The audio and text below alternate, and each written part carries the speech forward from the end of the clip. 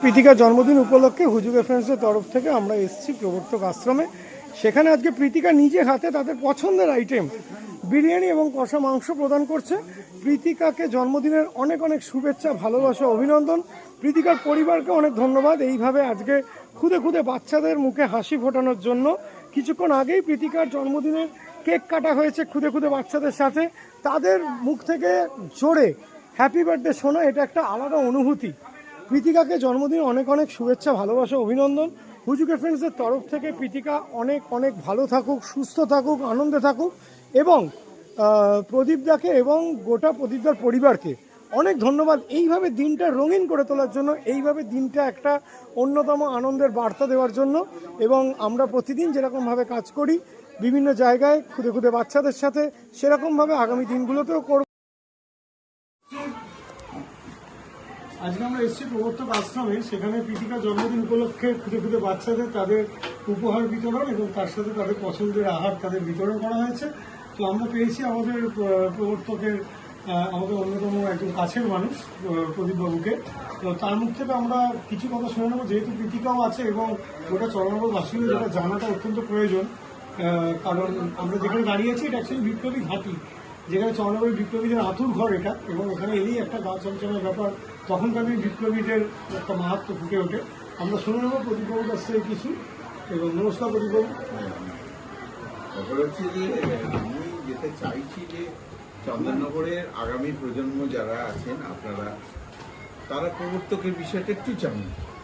সেই হিসেবে প্রবর্তকের যে জায়গাটা আপনি এসছেন সেই জায়গাটা অত্যন্ত প্রাচীন জায়গা। এমনি 1215 খ্রিস্টাব্দে এখানে একটা মন্দির তৈরি হয়েছে, মানে 1215 মানে বুঝতে পারছেন বহু পুরনো।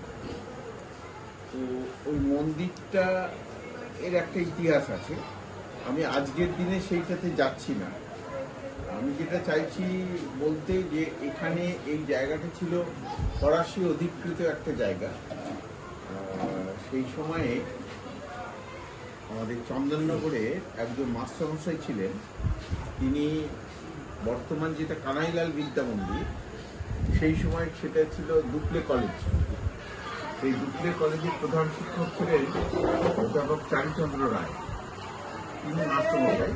তারই নেতৃত্বে সেই সময় কানাইলাল দত্ত, রাসবিহারী ঘোষ, এরকম অমরেন্দ্রনাথ চট্টোপাধ্যায় বা নরেন্দ্রনাথ বন্দ্যোপাধ্যায়, দুর্গাদাস শেঠ, নটবরদা, শ্রীশচন্দ্র ঘোষ, নগেন্দ্রনাথ ঘোষ, উপেন্দ্রনাথ বন্দ্যোপাধ্যায়, এরকম বিপ্লবী ক্ষেত্রমোহন দাস, এরা সবাই ওনার নেতৃত্বে এখানে একটা বিপ্লবীদের আখড়া বলা হয়েছে গোপন। এরা কি করতো, এরা বিভিন্ন যে বিদেশি প্রশাসন যারা অত্যাচারী ছিল তাদেরকে এরা বন্ধ করে দিচ্ছে।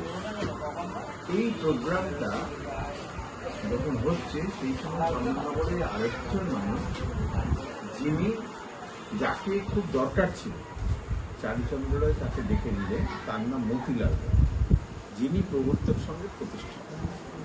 এই মতিলাল রায় তিনি একটা ছোটবেলা থেকে একটা আধ্যাত্মিক জীবনের মধ্যে ছিল, কিন্তু 1903-4 থেকে বিপ্লবী আন্দোলনের মধ্যে এলেন। 1905 সালে বঙ্গভঙ্গ সারা বাংলার চন্দননগর একেবারে তীব্রভাবে এই আন্দোলনের মধ্যে চলে গেল। এবার মানে 5 সালের পরে 6-7 সালে এখানে অরবিন্দবাবু ভাই বাড়ির ঘোষ এখানে এসেছিলেন এবং তাকে নিয়ে অনুশীলন সমিতি আর যুগান্তরের কেন্দ্র এখানে তৈরি।